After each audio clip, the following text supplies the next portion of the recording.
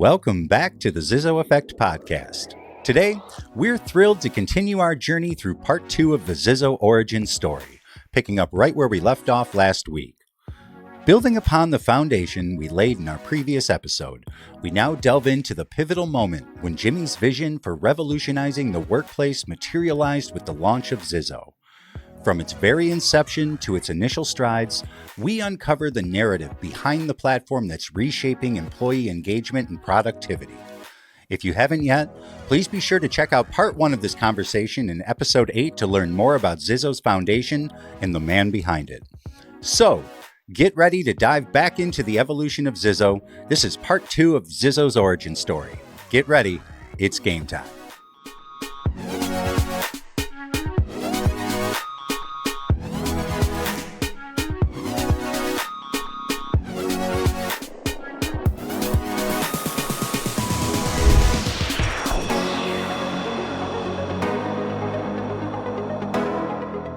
All right, Jimmy, so you go to this conference and there's a buzz around the e-whiteboard unexpectedly.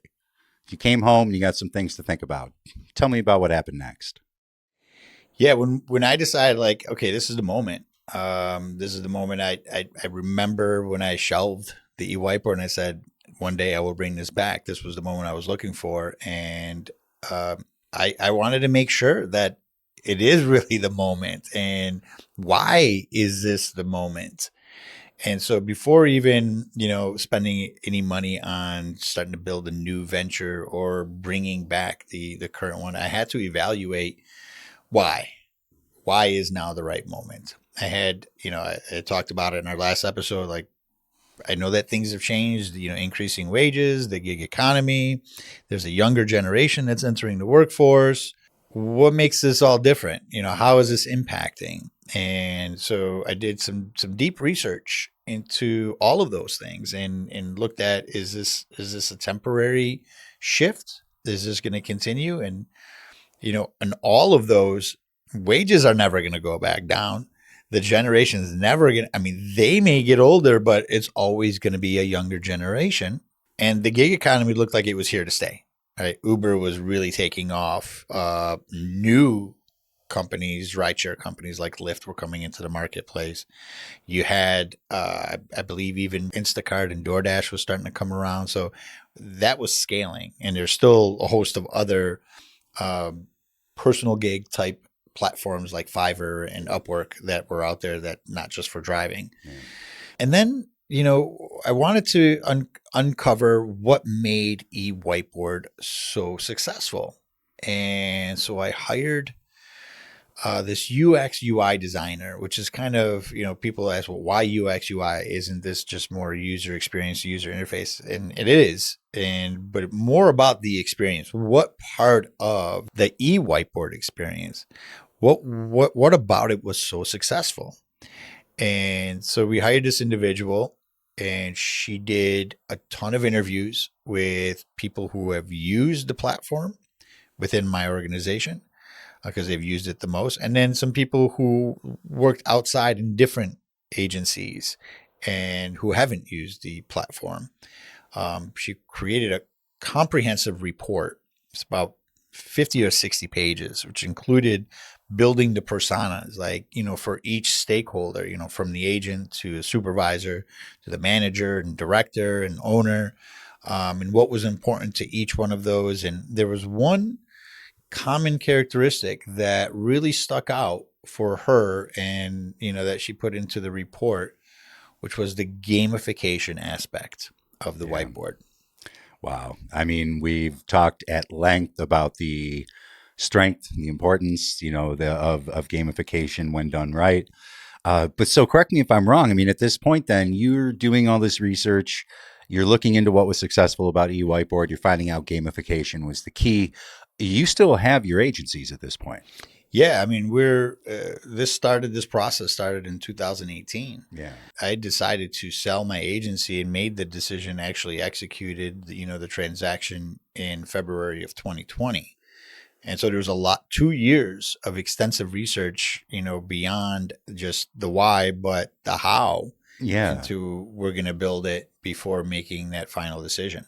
And that timing is just incredible because you're turning your entire world upside down by selling off your agencies and going after a passion project, fully. And then the next month, we enter a global pandemic. Quite literally one of the most major changes and shifts in probably global history happened in March of 2020. Yes. For me, the transaction was completed at the end of February 2020. Yeah. Any doubts ever seep into your head? 100%. I mean, you just lost. I just sold one of my companies and to pursue this. At that time I would have to categorize it as a passion project, right? The ambition was there, the goal was there to build a successful platform and company.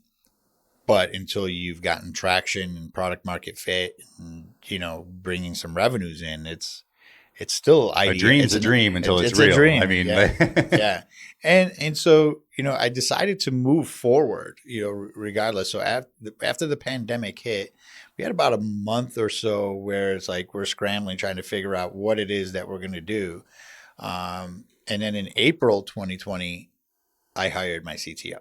So knowing you, Jimmy, and from what I've seen and what I know about you, you have a really tight circle of trust. And you say you hire your first CTO.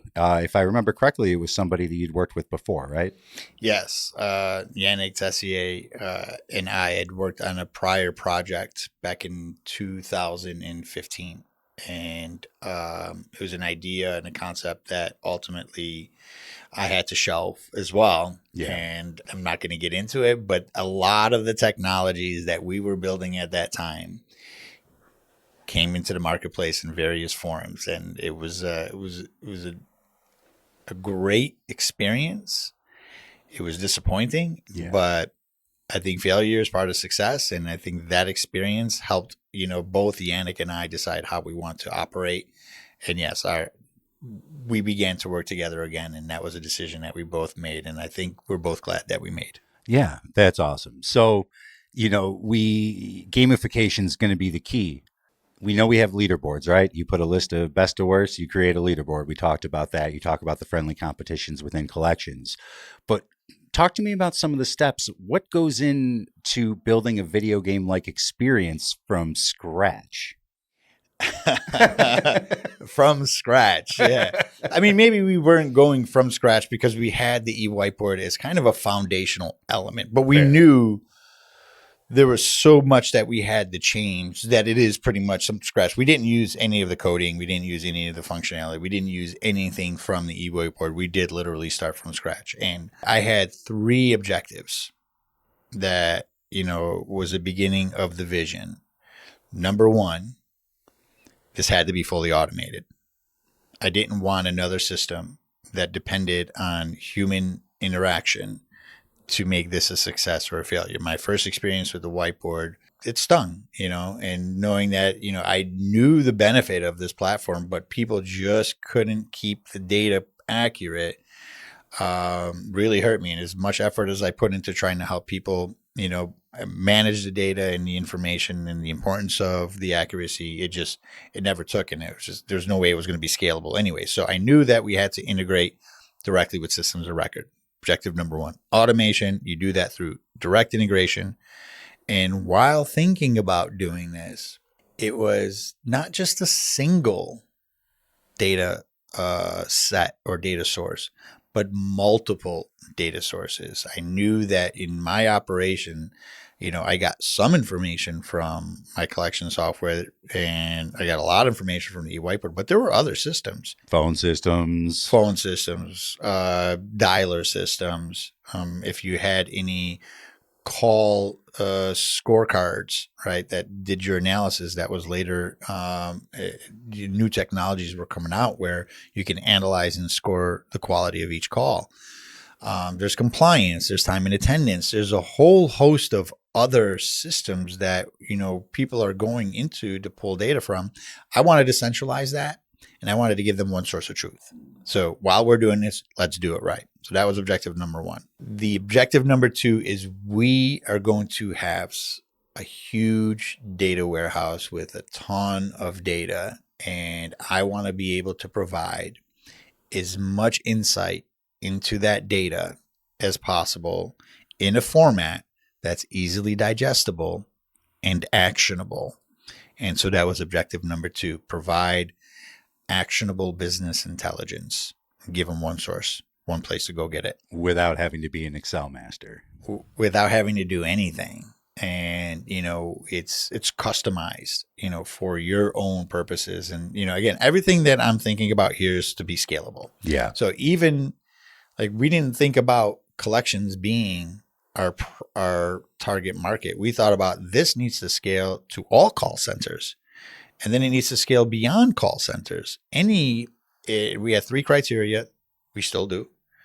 Any frontline workers, any workforce or operation that has repeatable tasks. You're doing the same thing every single day. We knew that had the highest level of attrition, fastest burnout rate, and the biggest problems in terms of trying to maintain a consistent workforce. And, and a large workforce doing the same tasks, right? You can't have a leaderboard of 3.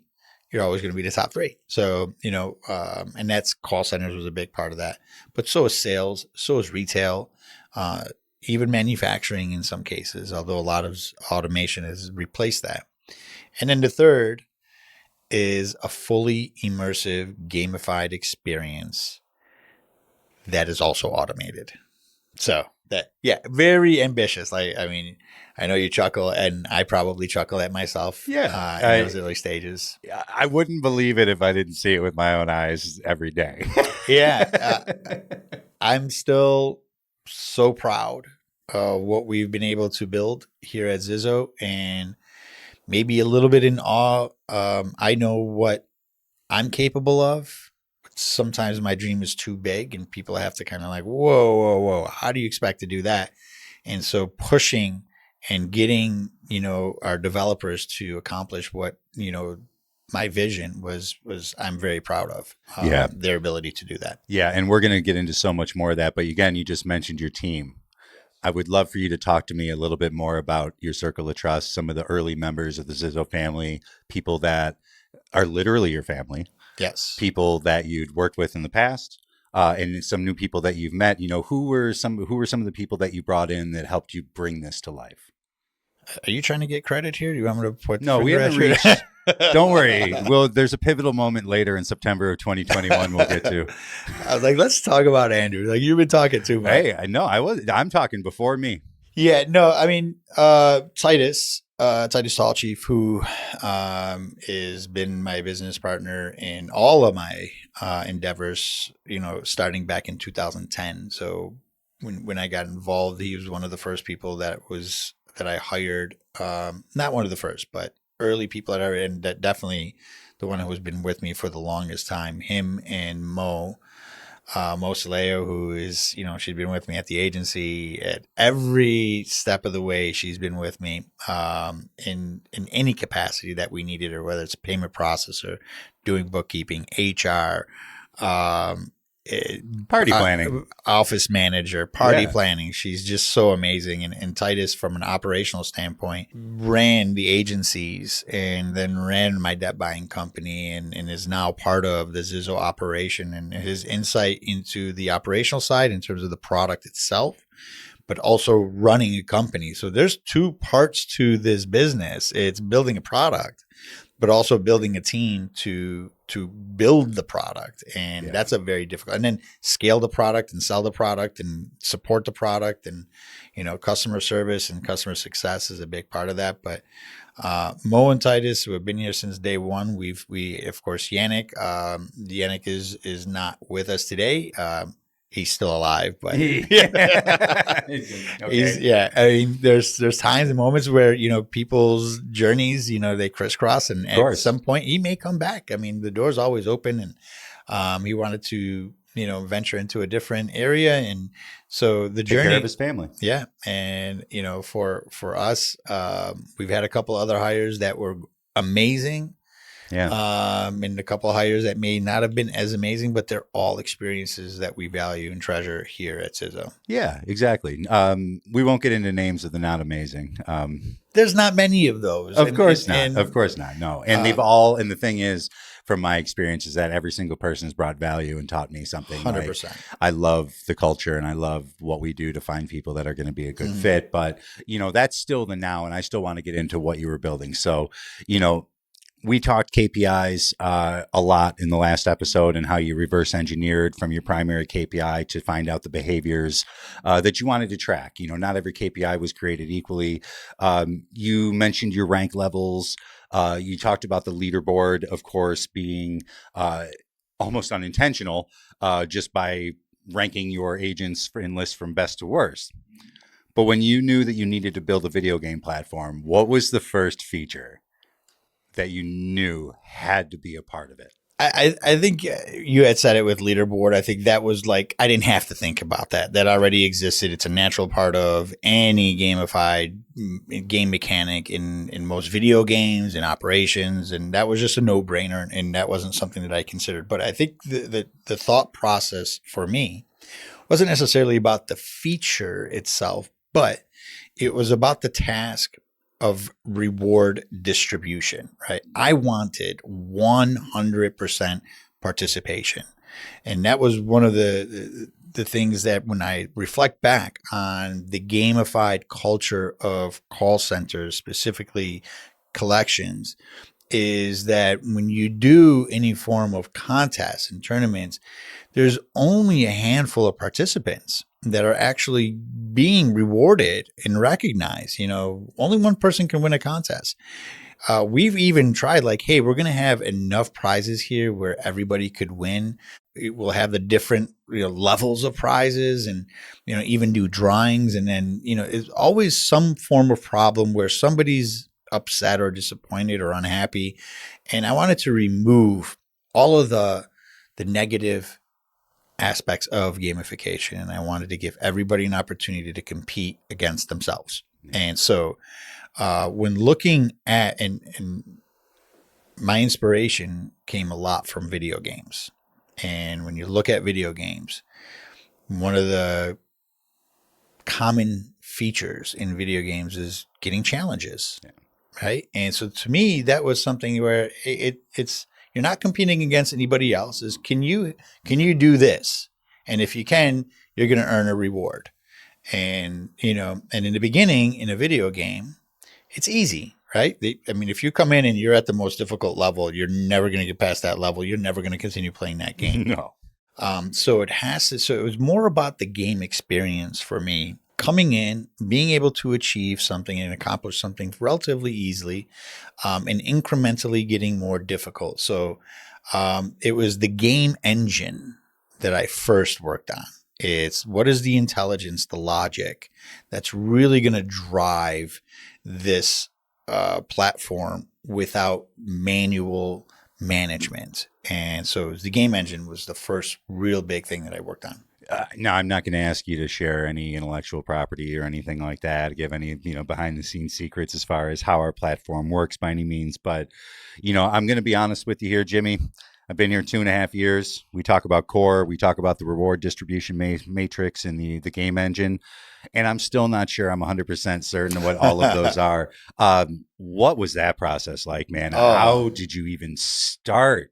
Yeah. Oh, man. If you've seen it. You've seen The Matrix. I've seen The Matrix. And we're not talking about the movie. There are more than 3 parts to it. Actually, there's 4 Matrix movies.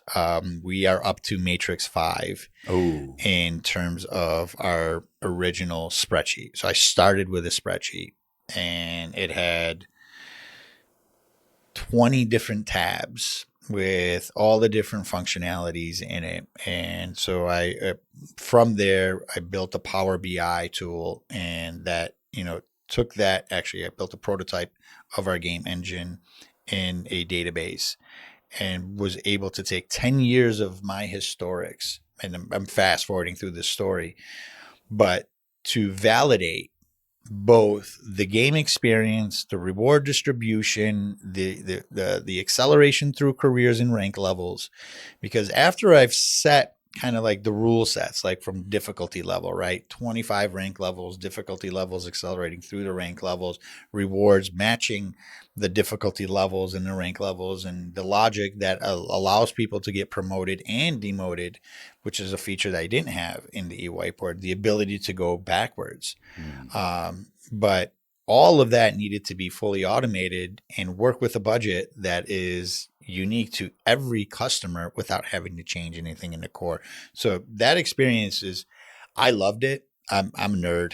I have no problem admitting that. I geek out on numbers. I love Excel. I love Power BI. And this was my prototype. This was the logic that I was designing that was going to drive the success or the failure of ZIZO. And, it's been a roller coaster ride, but we've been going up for the most part, up and up and up slowly. Yeah. And sometimes you got some valleys in between there, but it's been an uphill battle that is reaping rewards and benefits. Well, pun intended. The timing, the timing, we talked about earlier with the pandemic and the shutdown, the global shutdown. Mm-hmm. You put all your eggs in this basket saying, I'm going to build a revolutionary platform.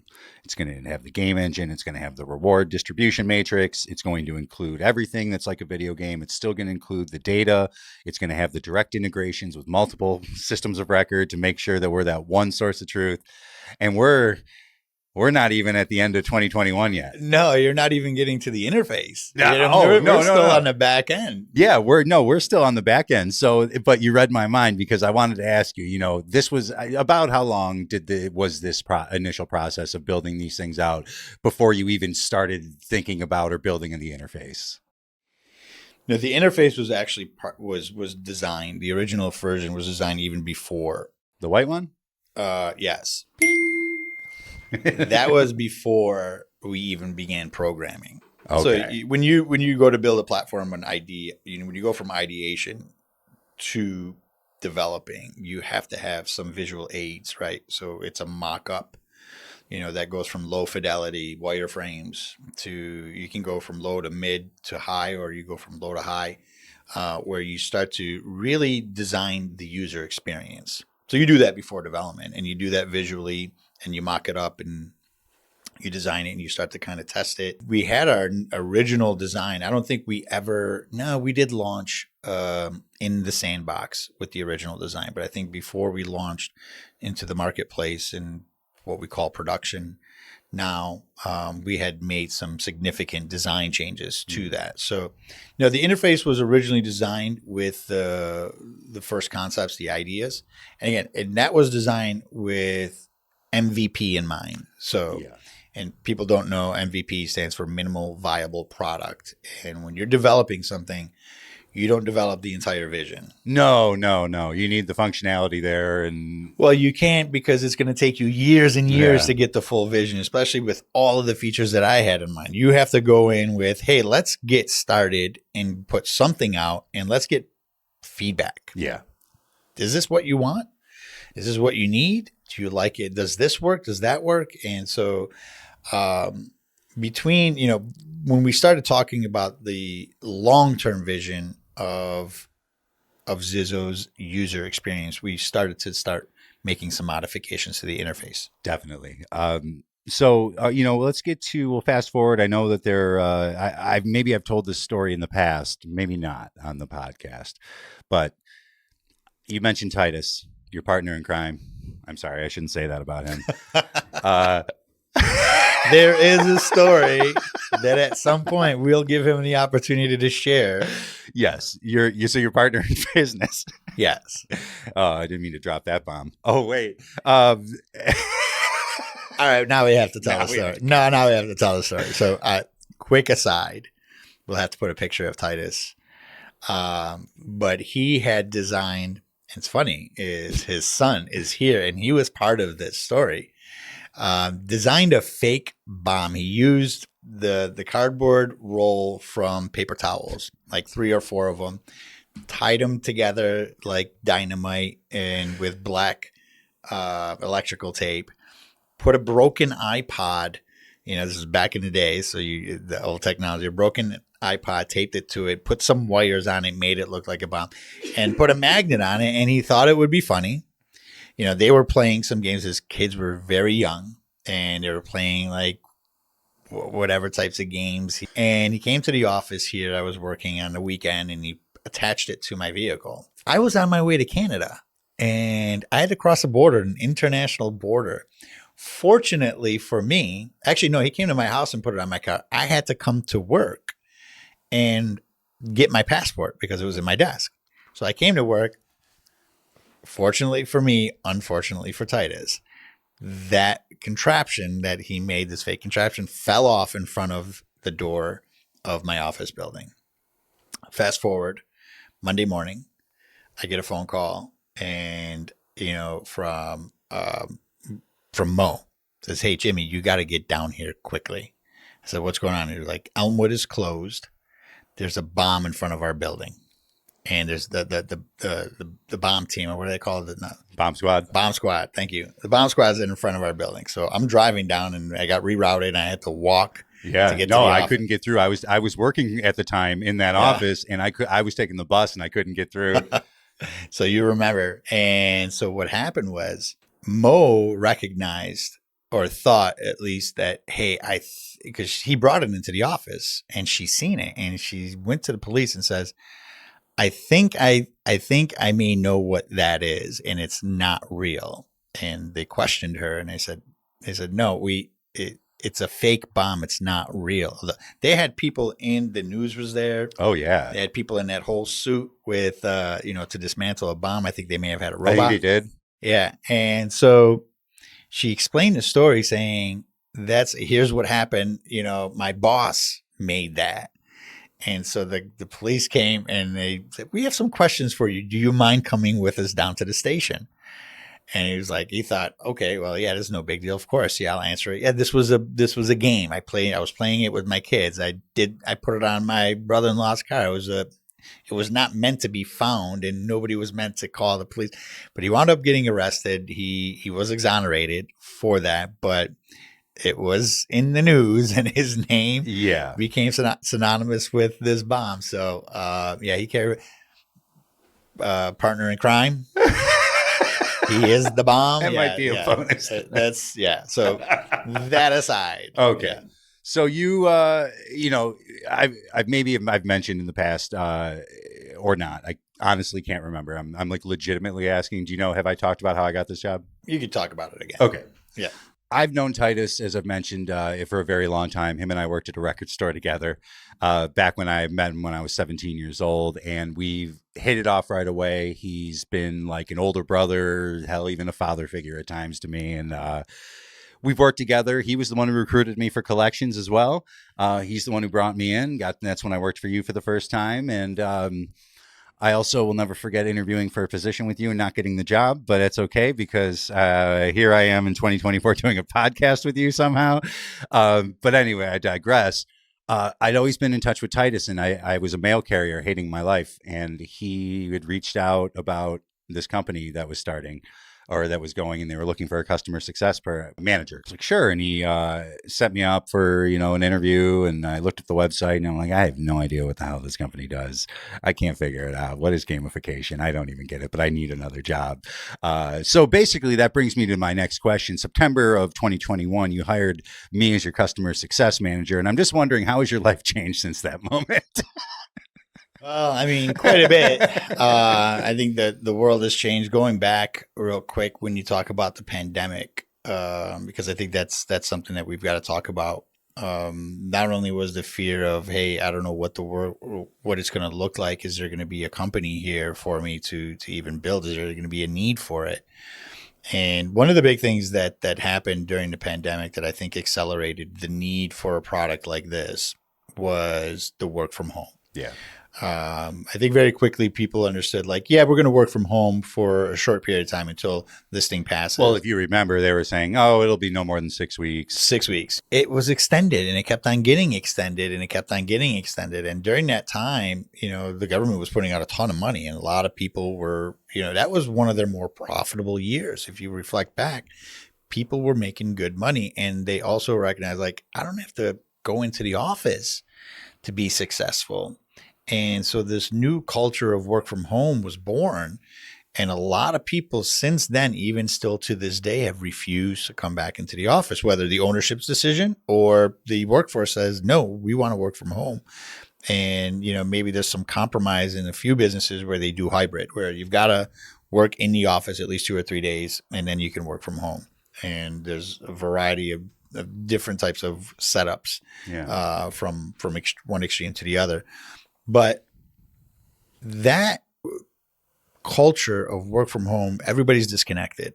You don't have a culture, or it has to be reimagined and redesigned, and it has to be based on something. And so there's a ton of new solutions that started popping up from there. Of course, Zoom really took off, right? Everybody was doing remote work, and Teams, part of the Microsoft suite, exploded, as well as, all other tools. There were some tools that had cameras that watched people while they were working. They had tools communication tools. Slack was a big one. It was big before then, but it really exploded during and after, and still to this day. So work from home is a big part of what we try to keep in mind for a fragmented or a dispersed workforce. How do we design it where we can enhance a culture, build a new culture using ZIZO or gamification? And I watch it happen every day. I see these hybrid companies, and it isn't a matter of some companies require people to be in office 3 days a week.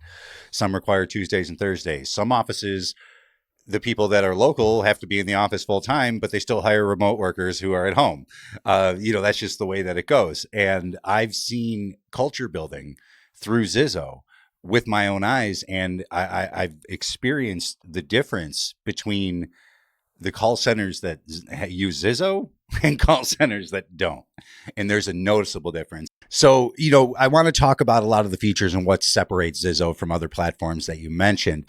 But when we sell ZIZO and we talk to people about our platform, we promise 3 things. We promise increase in engagement, we promise a boost in productivity, and a decrease in attrition. And we've gone to great lengths to talk about all 3 of those up to this point on the ZIZO Effect. So let's talk about features. We've discussed leaderboard and what that can do to a team's culture, to give that transparency, people to know where they stand. But you talk so much about how collections, call centers, sales, whatever it might be, is a naturally gamified space. Mm-hmm. Tell me about how gameplay works in ZIZO. So gameplay is the way I designed it. And if you remember from earlier, I wanted it to be all inclusive, right? So inclusivity is a major part of this. I want it to be fair and objective. I don't want and automated. So this game engine, we talked at length at the core, was designed to be able to have different buckets where our clients can decide where they want to put their budgets. So you have a main budget, and it's split up into different buckets where people are competing against themselves, which is dependent on their rank levels. They are competing against themselves in terms of both performance and time. So milestones is a big part of that. So we want to reward people, not just for being there for 3 months, 90 days, or a year, or 5 years. We want them to hit certain performance milestones across all of their metrics. And again, more opportunities to recognize and to reward. So these are all based on micro rewards. We're not giving people TVs every time they do something, which will exhaust, and one person will win it and it'll exhaust your entire budget. We're talking about $1 here, $2 there, 50 cents, multiple times a day. Your leaderboard, we talked about, you're competing against other people to be one of the top performers. And we've even made that based on rank level, where we weight the rewards more heavily in favor of people who are rookies just starting off. If you're showing up in the top 10 leaderboard, well, you deserve a little bit more than somebody who's been there for quite a long time, who may be a superstar or legend. And so we adjust and accommodate for that. And then contests and tournaments is really where probably one of the only places where it requires manual work here, and we're even working towards automating that. Yes, but I want to say what you're calling manual work compared to what has been done in the past is hardly manual work. No comparison. I mean, we're talking a matter of minutes. I've seen how easy it is to run multiple competitions. We feature one-on-one competitions. We feature team versus team. We have individual goals again, where you can maybe take somebody who doesn't love the team versus team, or maybe doesn't like being in competition with other people, and you can set individual goals. You can have my favorite, the collaborative goal, where you get everybody in your department or everybody on your team or in the office all working together towards one goal. And maybe they get out early. Maybe they get to, go out and hang out together, or they just get to go home paid, Yeah, actually, if you remember, and I may have shared the story in previous episodes, but you were there when we would do this every Friday. You know, we would take a look at our weekly expectations and see how far or close we are to hitting those numbers. And we would create a stretch goal, and say, hey, if you guys could hit this number, whenever you hit this number, you can have the rest of the day off paid. And it's one of our most successful contest types, from not just people actually hitting the goal, but from team building, right? And camaraderie. Everybody's working together. The energy levels are through the roof. And like you had just mentioned, you'd go home. You wouldn't go home afterwards. Everybody would go to the bar and, have a few drinks together. Again, further deepening the relationships that they're building with one another as peers. And, the business doesn't have to pay for it. It succeeds because it's built into the objective, right? And people are overperforming, and that's not something that you can sustain all the time, right?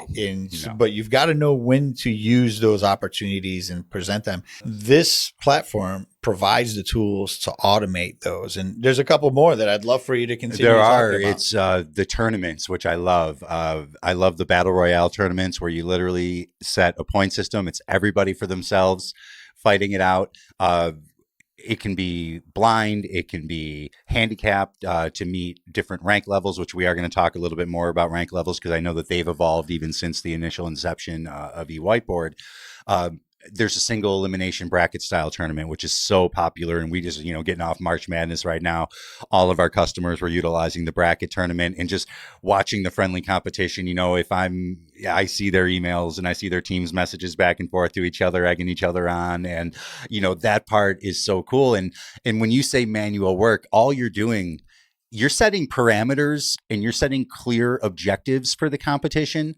And then once you hit that confirm button, that's it. It's there. You don't have to sit and keep track of how many deals everybody is closing. You don't have to keep track of, you can have 10, 12, 15, depending on how many people are in your department, competitions running at once, and you can set it and forget it. Yep. Or if you're smart and you're running a business, you can use it to motivate your people throughout the day and get more production out of them.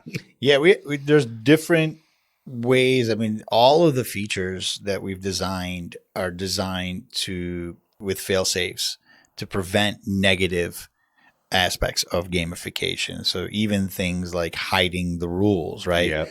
And maybe exposing them at the final stretch, handicapping. We want everybody to be able to participate. We want it to be fair. So rather than making the same rules for everybody, you can click the handicap button and level the playing field to make sure that everybody has an equal opportunity to win. You can separate. You can create a contest, and if you love a rule, you say, hey, rookies against rookies, pros against pros, experience level grouped together and competing only against one another. So, and like you said, it's not something that you have to manage, pull reports, try to provide updates. And the fun thing about it is not just fun, but what makes it highly effective is they're getting real-time status updates. Yeah. Everybody wants to know. And that's a good thing, Yep. Because part of this feedback loop is that positive reinforcement. When people do something good and there's a result, they want to see the impact of that result to their contest, to their leaderboards, to their daily challenges. That information is coming back as close to real time as we're getting the data and letting them know you're in the lead, right? Mm-hmm. There's only an hour left and you're in the lead. Give it a little bit more of a push. We also, beyond that, is in the achievements, we measure records. And what else? Well, milestones. Milestones we talked about earlier, but personal bests. Oh, right. Yeah.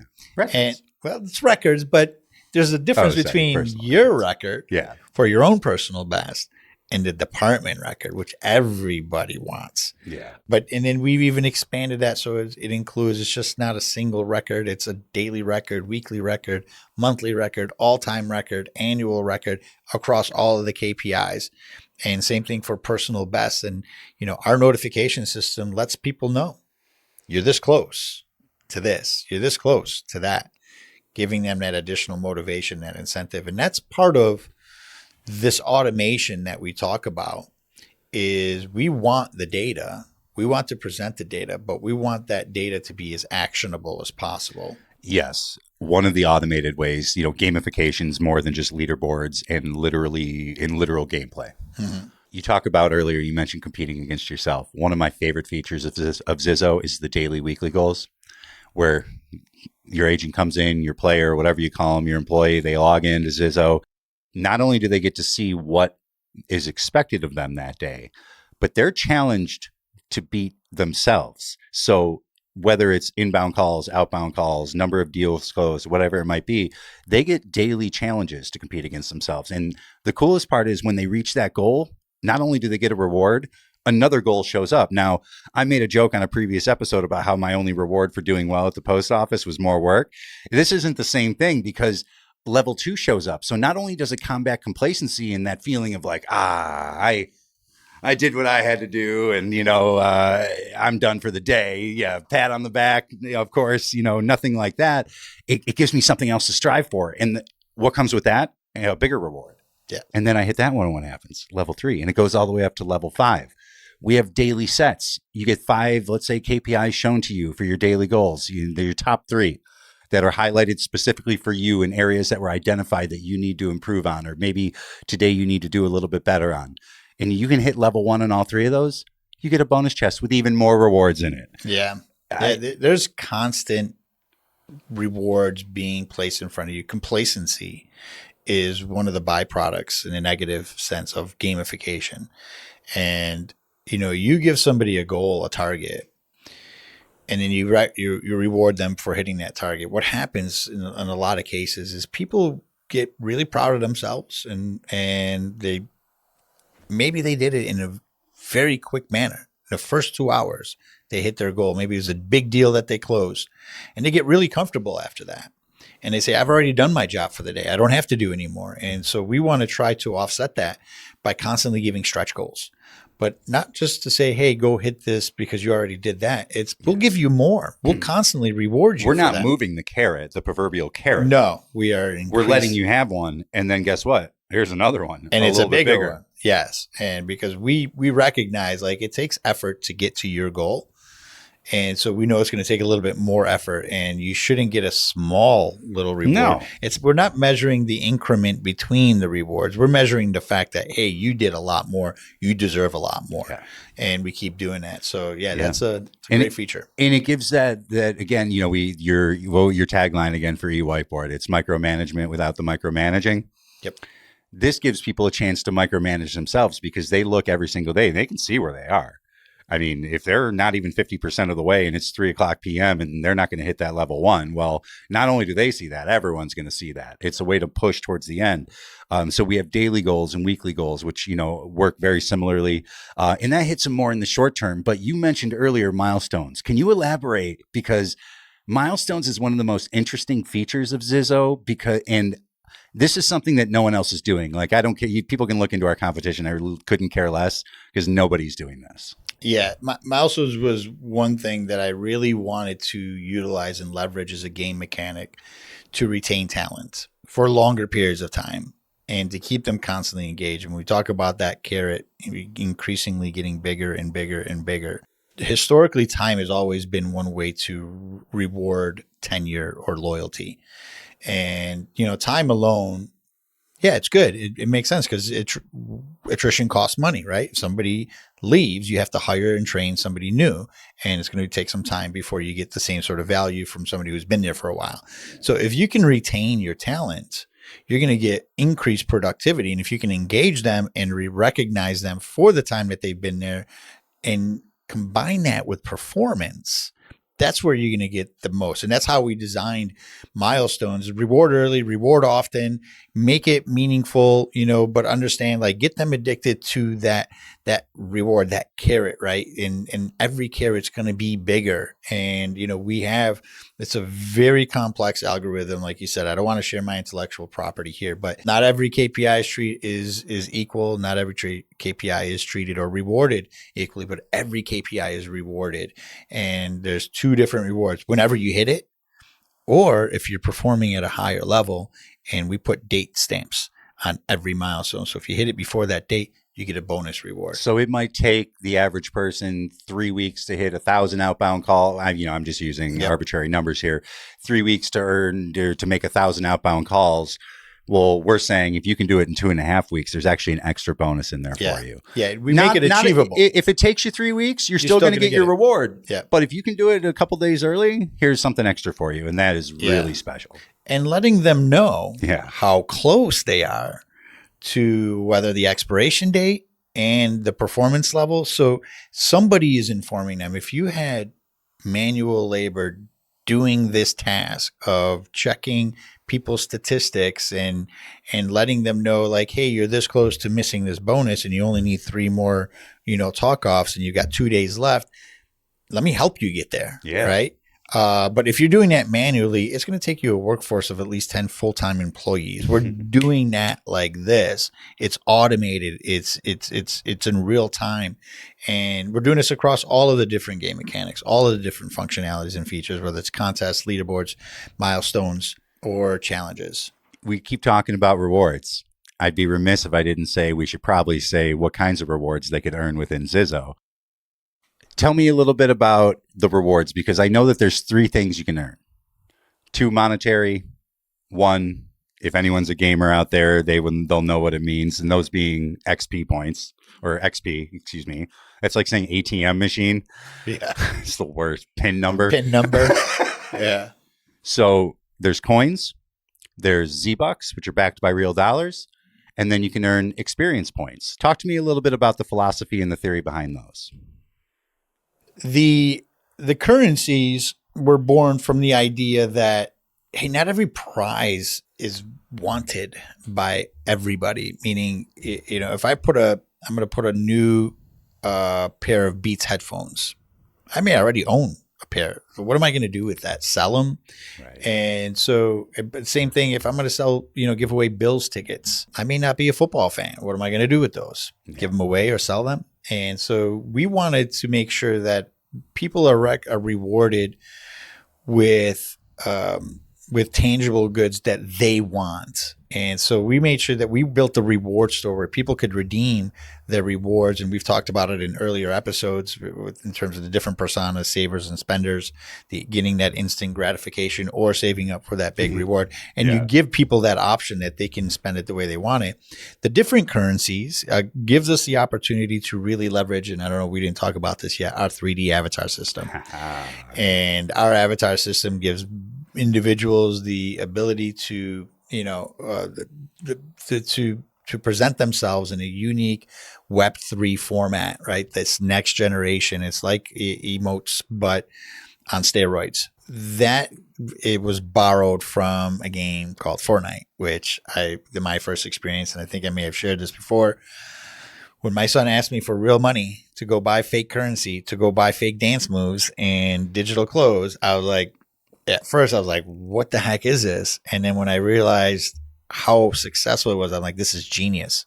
And, I wanted to leverage this in this platform. And so we put coins as there's a secondary currency. And we do have plans to add even more currencies in the future, clan points, where people can clan up and then you can redeem those clan points in different ways, mentorship points. So there's a whole host of new ideas for the future about expanding our currency system. But experience points was the way where people can earn points for us to create that objective promotional periods, right? It's not, hey, I think you're good. You're ready for that next level. No. There's points. You get those points by accomplishing your daily goals, your weekly goals, your monthly goals, your milestones. You're getting on the leaderboard. So when you show that you are able to perform at or above your current expectation levels, well, you're earning more points. You get promoted. Your challenges get more difficult. Your rewards get bigger. So it's all designed for a game experience, a fair and inclusive game experience. And I think one that can scale across any organization. Nobody can complain about this isn't fair. It's 100% fair. It's 100% fair. That's right. No, that's so cool. You brought up the 3D avatars. When I started, we were still in 2D avatar phase. So that was a big deal around here when we went up to the 3D avatars. And you know what? It wasn't just a big deal for us. It was a big deal for our customers too. And I can't wait to share. We'll have to grab some clips and just share while we're talking here some of the best avatars that we have across companies. We won't share any names or anything, but just some of the coolest animations. But so we have those. You can be creative. You can show your individuality. But these frontline workers, man, they're doing these repetitive tasks every single day. It can be mundane. It can be tiring. It can be. You can burn out. You can burn out. We've gone over that in the past. So we have coins, we have Z-Bucks, we have XP, and, especially when it comes to the coins and Z-Bucks, well, what are we going to do with those? You go to the reward store. The reward store, you say? Go redeem those points, those coins, those Z-Bucks. Well, what about this ZIZO reward store? Can you tell me a little bit more? I think you should tell us a little bit more. That's part of what you do on a daily basis. I was hoping you would say that. Please. I personally love the reward store. Not only because every single product that is in there, I have somehow either literally physically touched or, touched online by placing orders digitally. But every single item that's in our store has literally come from suggestions from our customers. Everybody is different. Like you said, not all KPIs are the same. Not all people are the same. People are driven. We mentioned it in the previous episode. The spenders, the savers, there's all kinds of personas. And whether it's a Barbie dream house, whether it's a set of weights, whether it's a friggin' swimming pool. Do you know how many swimming pools we've sold out of the ZIZO reward store? It's crazy. My assistant, your son Chase, helps me out with amazing ideas that young people, unlike me, actually want. And he's constantly like, I'm sorry, I'm going to your son for ideas for our reward store. No, that's what he's here for. That's what he's there for. But we, it's so cool. And to see the excitement when we have some customers that are local and I get to deliver rewards, like I get to play Santa Claus. And to be honest, it makes me pretty cool. But even the messages that I get from people who are like, oh my gosh, like all I've ever wanted was a litter robot. I just never would have spent $600 on that. I can't believe you had that available in your reward store. Thank you so much. My house doesn't smell like shit anymore.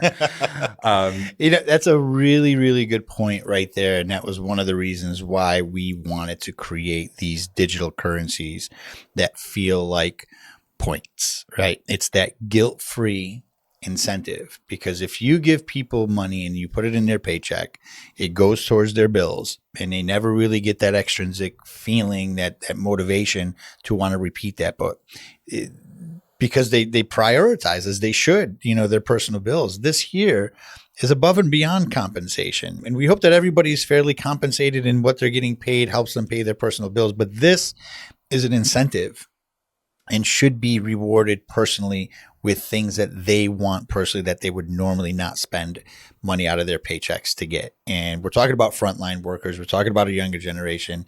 These are people for the most part are living check to check, month to month, and so they are very cognizant of how they spend their paychecks. And this is one way for them to earn as much as they want. There's no restrictions. There's no limitations. And then redeem them. And it's a pay for performance. So, the right people are getting these incentives because they have to perform in order to earn them. So, we love the reward store, and I want to expand on it. It's not just tangible goods, right? It's not just 3D assets that you can use to enhance your 3D avatar. But we encourage companies to add perks, right? Sell PTO. Put that in your reward store. They can add their own products. Yeah. They can add their own company perks. You can even sell a raise, right? So put it in there. There's valuations, and we'll help you create the proper valuation where there's a return on investment, keeping them there, retaining them for a certain period of time. And so they can buy $1 an hour raise. They can buy dinner with the CEO. They can buy that VIP parking spot right next to the front door. You can get so creative. Bathroom. The executive bathroom, not mine, but Andrew's. But yeah, you can get very creative with what you can add to the reward store. The more variety, the better. Yeah.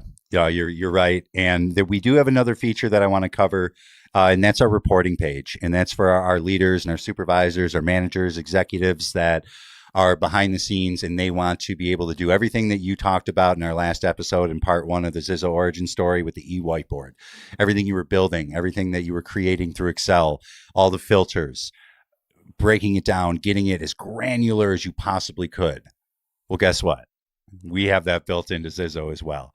There's a full reporting feature that I'm sure we're going to be showing as we talk here. But I'm going to tell you that I've been using this feature a lot. So this is just maybe getting into more detail than we need to. But I'm helping one of our customers with competitions right now. They're just, tax season collections. I'm giving them a hand. They're a little overwhelmed. So this reporting tool has come in handy because the thing is, ZIZO is so damn easy. I don't even work there, and I'm like helping manage their operation, and it's great. And it's not a knock on them. I'm happy to contribute and happy to do it. But the reason I'm able to do it is ZIZO's reporting tool, for me to look at past performances, for me to check trends year over year, month over month, to be able to look by day, to identify where the slow periods are. And then I create competitions that are meant to push that. So we just saw they had the best Friday in their history last week. And that's usually a really slow day for them. So the reporting tool.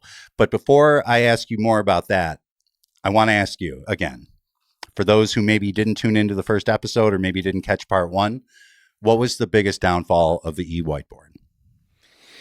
Data accuracy. And so making sure that data is accurate and it matches everything that's in your system. And I know you touched on this a little bit earlier in this episode, in this conversation, but can you tell me about how you solve the data integrity problem? I know that you guys we have an episode coming up next week with you and Zach. We do. I'm really excited to see you. It's going to be the first episode where I'm not going to be a part of that. And then we're going to have one where I have a special guest, which we'll tease maybe in the next episode. Yes. But the integrations, we directly integrate with their systems of record, and we pull the data, the relevant data metrics into our data warehouse. And we do that as close to real time as possible. So we do this in order for us to be able to sell trust. We want our product to be effective. And in order for it to be effective, it has to be accurate. And so that was one of the primary objectives for us when I decided to build ZIZO. Absolutely. And I've seen what it's done. I've seen how it's made people's lives easier. So, Jimmy, you always say we want to turn managers into what? Into happiness engineers. Happiness engineers. Yeah. And ZIZO allows them that opportunity. I've watched it. I've seen growth. I've seen productivity boosts. I've seen the increase in motivation and engagement with our customers. We have a customer who went a full year without losing anybody. In fact, they're growing, and they utilize ZIZO to its fullest ability to manage their system and to manage their business efficiently. And everything that you went through and everything that you experienced really comes to light and shines so brightly through the current platform.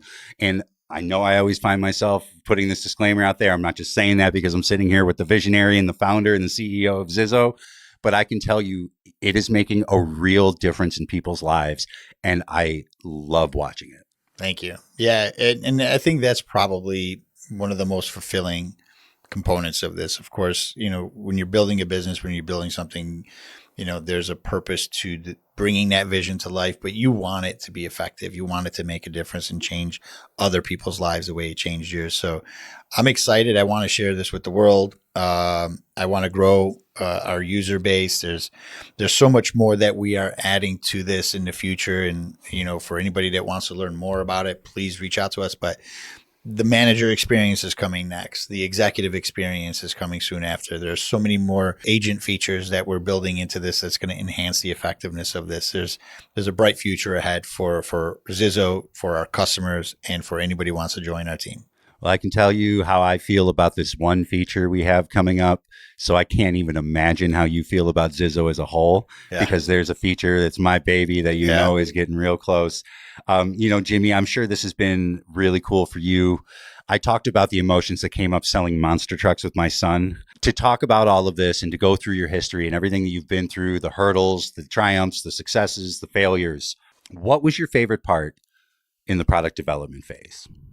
I don't know if there's a single favorite moment because they happen all the time. And, every time I feel that same when I share my vision with our product team and they start to bring that vision to life. And you see it in the interface, it's mocked up. Like that is that first moment, like, yes. And you see it like live in the screen and it doesn't currently work. Then that next evolution is when you actually see it working, when a development team actually programs that in and you see that first moment where you can click you click on it and it does what it's supposed to do. And you're like, yes. Works as expected. And then the next moment is when our customers begin to use it and they give us the feedback. We love this feature.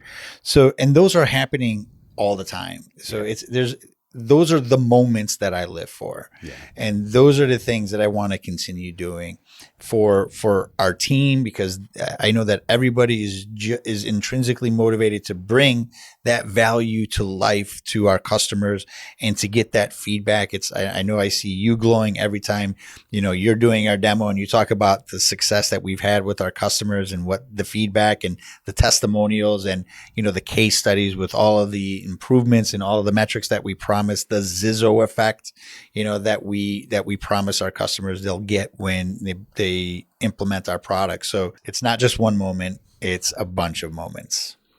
Awesome. Well, I think that's good. Would it be fair to say your most exciting part of the entire journey is the future?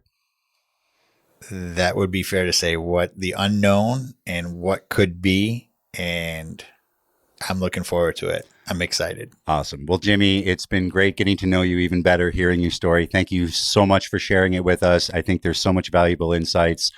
Hopefully, if you've been tuning in and you've all along and you're interested in gamification, check out our website, www.playzizo.com, or find us on any of our social media platforms right here. We'd love to talk to you. We'd love to chat and share even more. Jimmy, it's been a pleasure. Until next time, see you down the road. As we wrap up this two-part series on the ZIZO Origin Story, we've looked deep into the inception and evolution of this groundbreaking platform. From its humble beginnings to its transformative impact on workplace dynamics, we've uncovered the fascinating journey of ZIZO and the visionary behind it all, Jimmy Chebat. Join us next week for an insightful conversation with special guest Zach Diopol, who will share his expertise on integrations and data integrity, a crucial aspect of modern business operations. Until then, stay inspired by innovation and remember, it's game time.